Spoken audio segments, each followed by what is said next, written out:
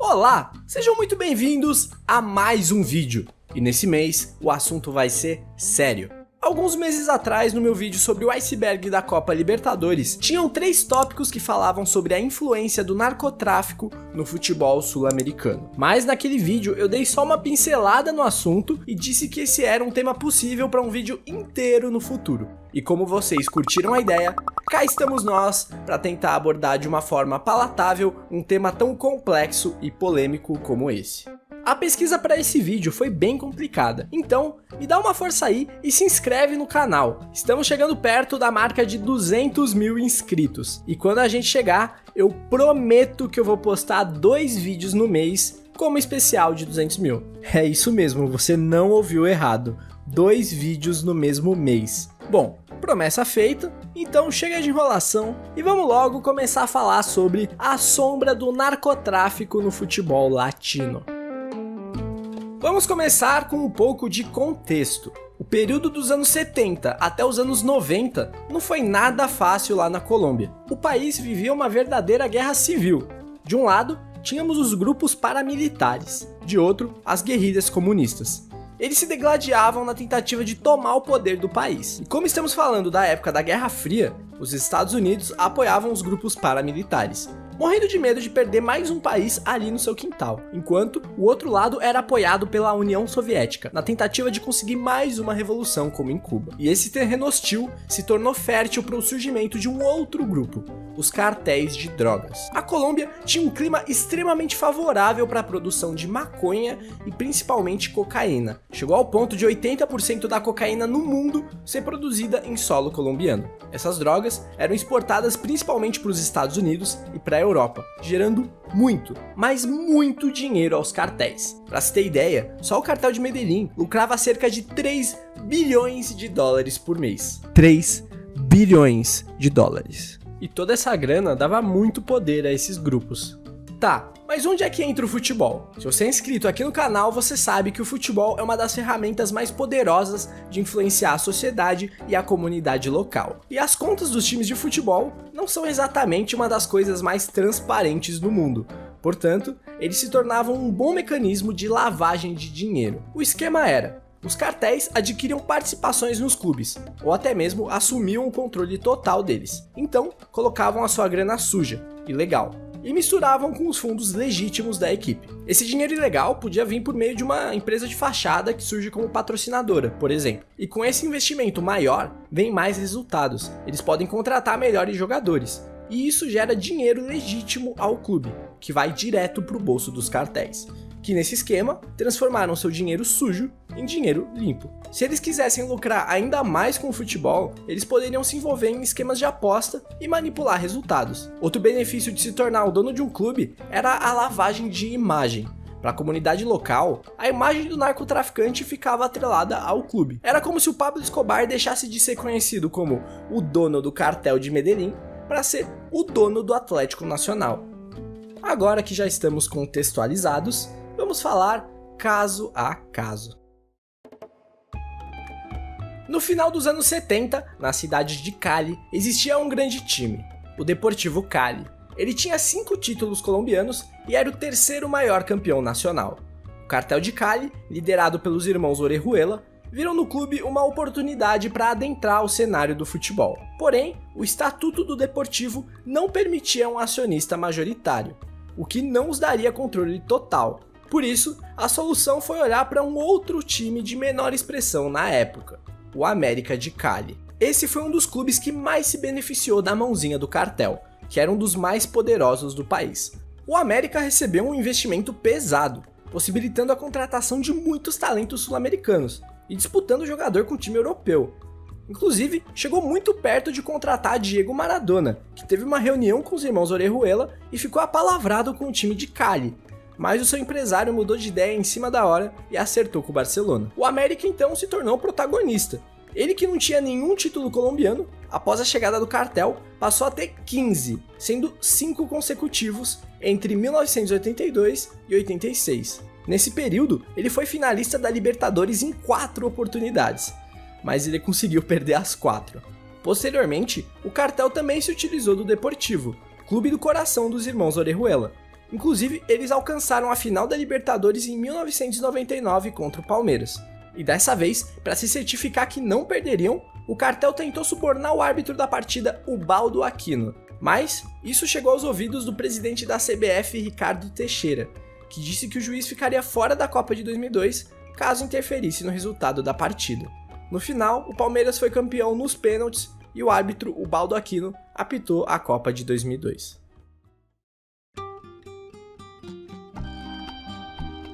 Medellín era a cidade do Atlético Nacional. Lá também era o lar do maior cartel de drogas do planeta, o famoso Cartel de Medellín. Seu líder, nada mais do que o notável narcotraficante Pablo Escobar.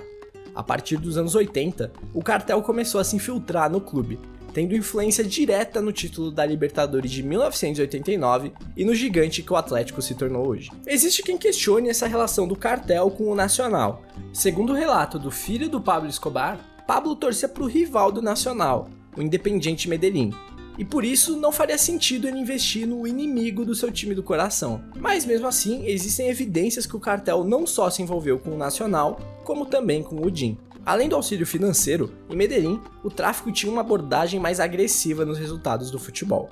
Constantemente haviam episódios de árbitros sendo subornados, adversários ameaçados ou até coisa pior. Em 1989, o Atlético estava forte na disputa da Libertadores. Na semifinal, seu adversário era o Danúbio, e o jogo da ida no Uruguai terminou empatado em 0-0. Se esperava uma partida disputada na volta em Medellín, mas o que se viu foi um massacre, 6-0 fora o baile. A maior goleada da história de uma semifinal de Libertadores. E aí, como que explica?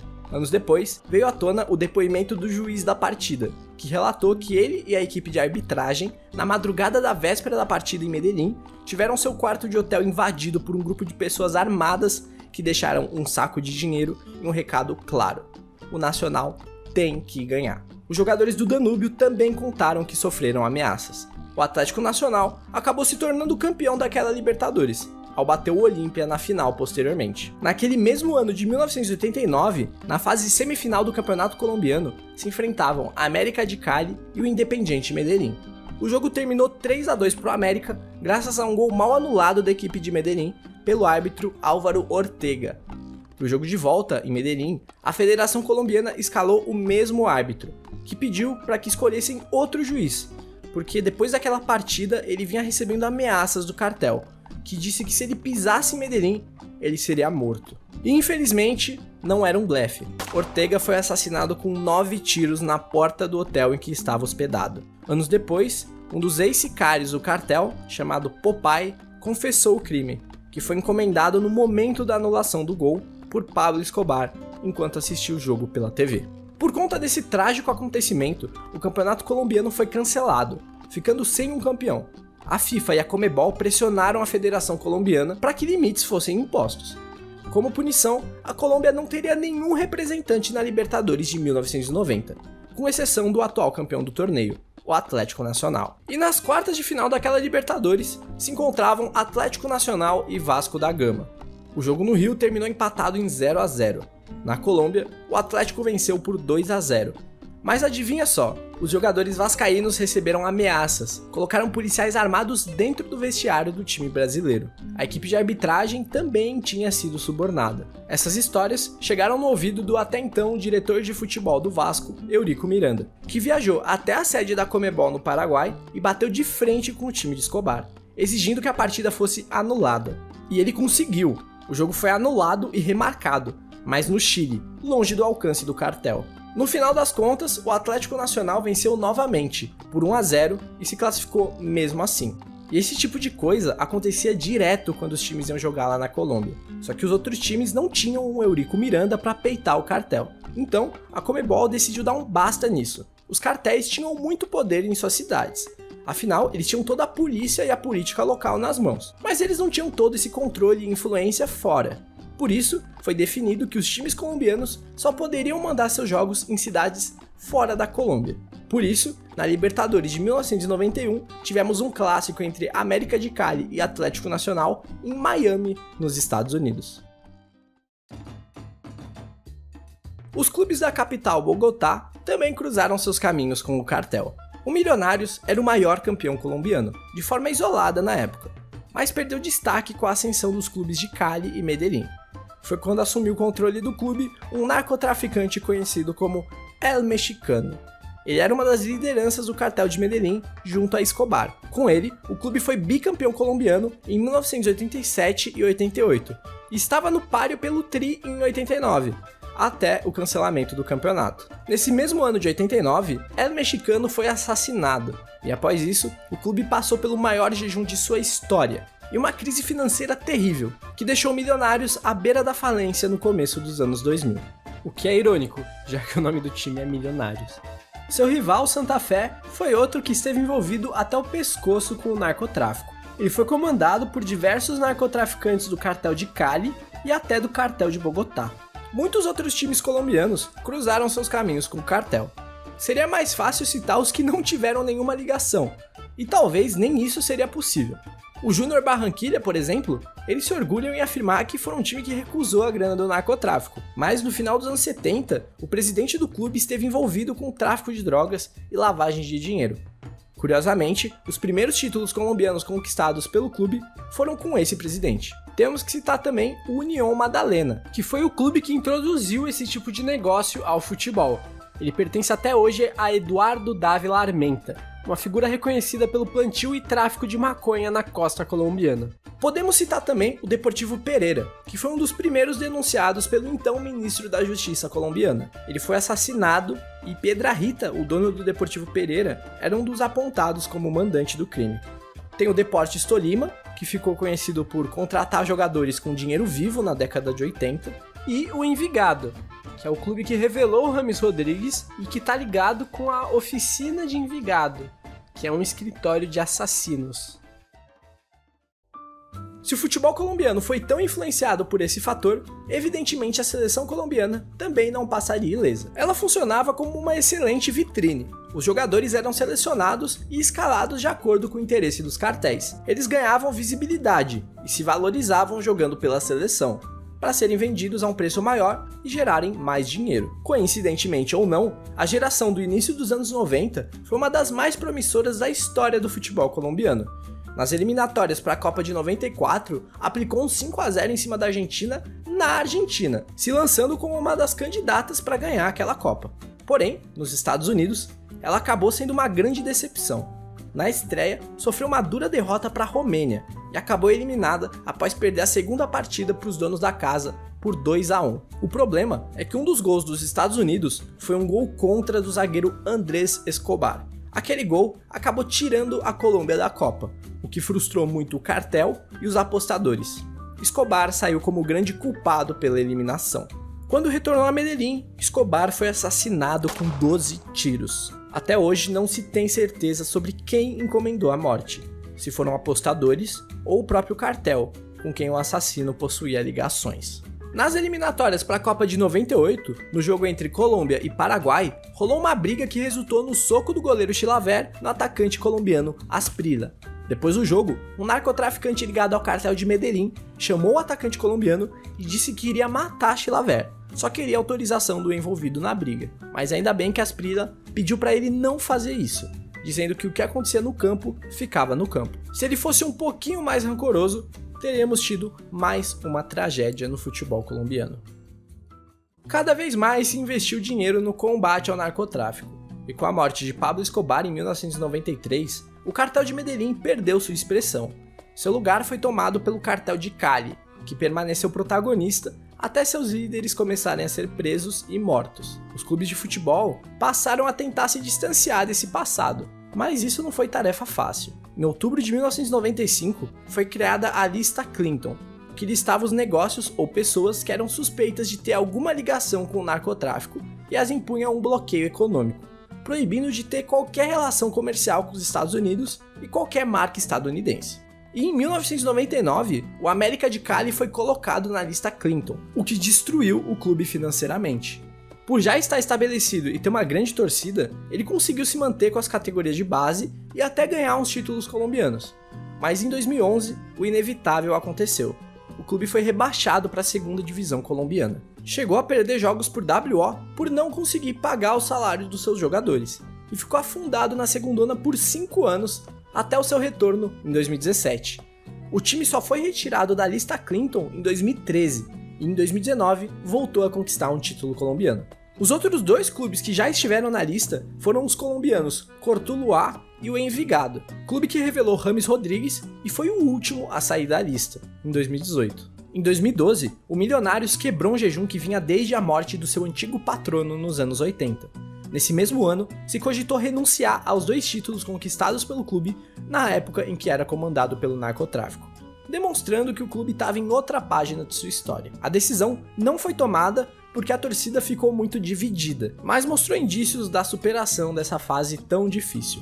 Em contrapartida, seu rival Santa Fé, em 2010, teve metade da sua diretoria e alguns sócios denunciados por lavar dinheiro de narcotraficantes. O ex-clube de Pablo Escobar conseguiu dar a volta por cima. Se todos os seus rivais questionavam a influência do cartel no seu título de 1989, nada eles poderiam dizer a respeito do seu título de 2016. Quer dizer, até tenho que falar, mas nada que o cartel tenha a ver. Evidentemente, esse fenômeno não é exclusivo do futebol colombiano. Por isso, para finalizar o vídeo, eu vou citar rapidamente aqui alguns outros episódios de outros lugares do mundo. Um local onde o narcotráfico é muito forte também é o México. Por lá também tivemos envolvimento dos cartéis com clubes de futebol. O narcotraficante Tirso Martínez, conhecido como El Futbolista, foi acusado de lavar dinheiro proveniente do tráfico em 3 clubes mexicanos: o Atlético Celaya, o Irapuato e o Querétaro. Sim, aquele mesmo que o Ronaldinho Gaúcho jogou. As suspeitas vêm desde o início dos anos 2000, chegando ao ponto da federação excluir o Querétaro e o Irapuato da primeira divisão para não gerarem maiores problemas. Alguns outros grandes clubes do país também estavam sendo investigados.